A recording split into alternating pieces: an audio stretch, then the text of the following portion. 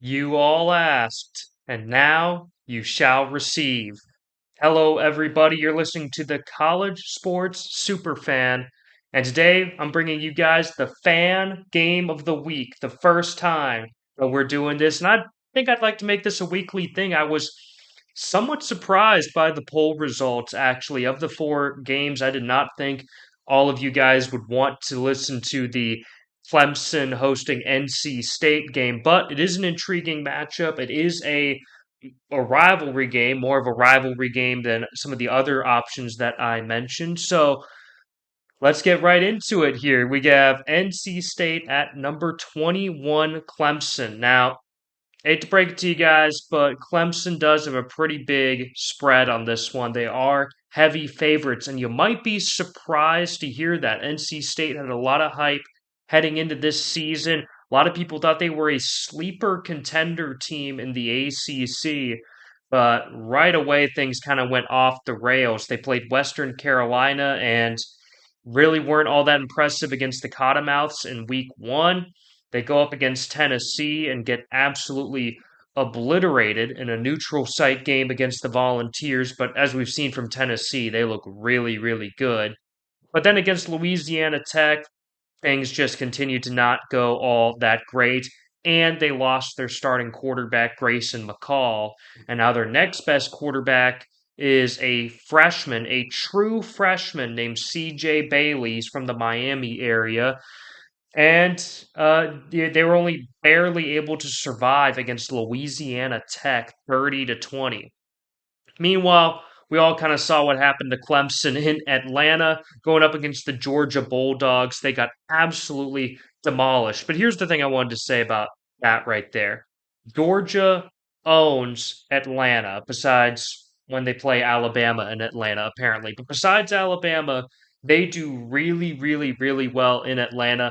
And I've seen some really amazing teams head in there and play Georgia in what's supposed to be a close game, and Georgia just completely blow them out. I'm thinking of Oregon a couple years ago, and we've seen how the Oregon Ducks have been over the last couple of years. Are they fallen off? Or are they gone? No, they're actually closer than they've ever been, practically. So sometimes getting absolutely demolished by Georgia in the first game of the season in Atlanta, sometimes it doesn't really mean as much as you think it does. The team could still be a lot better than you think they are. And Clemson went up against App State and completely annihilated App State 66-20. They had, get this, 712 yards of offense, 460 yards of passing offense against Appalachian State. So the Mountaineers really couldn't stop them at all. And Cade Klubnik finally showed his true potential. He had seven, yes, seven total touchdowns against App State, five through the air and two on the ground. And then they put in Christopher Vizina as the backup quarterback to clean it up at the very end. And even he was able to lead the team down the field a couple of times. So Clemson's offense finally took off. To me, that's a major confidence booster, and that's going to boost their confidence a lot coming returning back home to take on a foe in NC State, who they lost to last year. They lost to NC State, and that was considered a very tough loss for the Tigers at the time that it happened. After that, Clemson went undefeated the rest of the way, the rest of the season. But talking about Clemson here and the team that they've got, I already talked about Cade Klubnik. Really, really amazing game, 7 touchdown game. I don't care who it's against. That's really, really good. Phil Maffa, the senior running back, he hasn't been as good for Clemson as I thought he would be this season, but he did have an 83-yard touchdown run against App State. And hopefully for him, that'll be a confidence booster. They are also using Jay Haynes as another running back option, but it seems like Clemson is going to be a bit more pass heavy than they are run heavy on the offense. And they've got amazing receivers, including tight end Jake Brenningstool, who's a senior. He very likely could be an NFL tight end as well. And so far this season, just taking a look at his numbers, he has 22 catches, 126 yards, 2 touchdowns on the year. Absolutely incredible. He is a serious, serious weapon for Cade Klubnik. Now looking at NC State's offense, CJ Bailey, he's got a few weapons as well, but he is just a true freshman. But to say about CJ Bailey in that game against Louisiana Tech, he did lead the team down the field twice. He led the team down the field twice for touchdown drives. If that doesn't happen, they lose to the Louisiana Tech Bulldogs. He led the team down the field. They got a rushing touchdown one time, and then the next time he scored a rushing touchdown. So he has yet to throw his first career touchdown pass, but he did lead the team down the field twice and ultimately won the game for NC State. So there's a lot of potential there.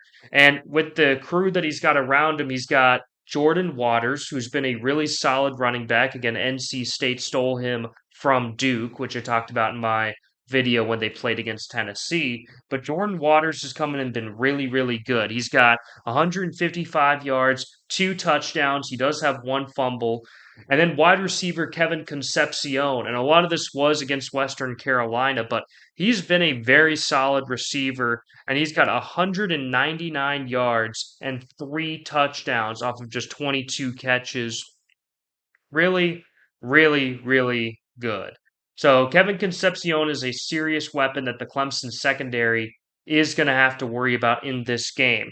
Now, these two teams have been playing each other for a long, long, long time, many, many games. This is a true rivalry. It's not as big of a rivalry as some of their other teams. NC State's got, Duke and Wake Forest, which is their arch rival, and North Carolina, who they hate a lot. And Clemson's got, South Carolina and Georgia Tech. But the reality is this is still a decent, decently heated rivalry, but Clemson has owned the series overall. They lead the all-time series 60-30 with one tie. So they've played each other over 90 times in their history, which is wild. They began first playing back in 1899, and they've pretty much consecutively annually played each other every single year since 1939.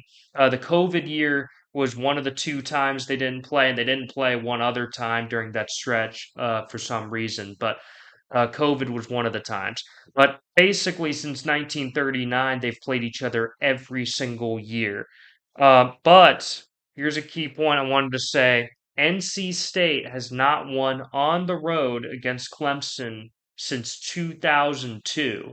So basically, ever since Clemson started to become really, really good and became the powerhouse that we've known them as the last several years, NC State has not been able to win in Death Valley. And I think Clemson, based on what happened last year, does have some revenge on their mind. I don't like the fact that a true freshman quarterback getting his first career start has to go on the road against one of the toughest environments in the country, period. And that's why Clemson is a 20.5 point favorite. I think this game could possibly be a little bit closer than that because NC State has a lot to prove in this game. But regardless, I'm not going to pick the Wolfpack to win this one. I say Clemson wins this game by at least 14 points, but it definitely could be a lot higher than that. All right, thank you guys so much for listening to the College Sports Super Fan. This was the fan game of the week, and I think I'm going to make this a weekly thing to get you guys more involved in voting. So we'll look at the weeks ahead, and there'll be some really good matchups to pick from, just like there was this past week.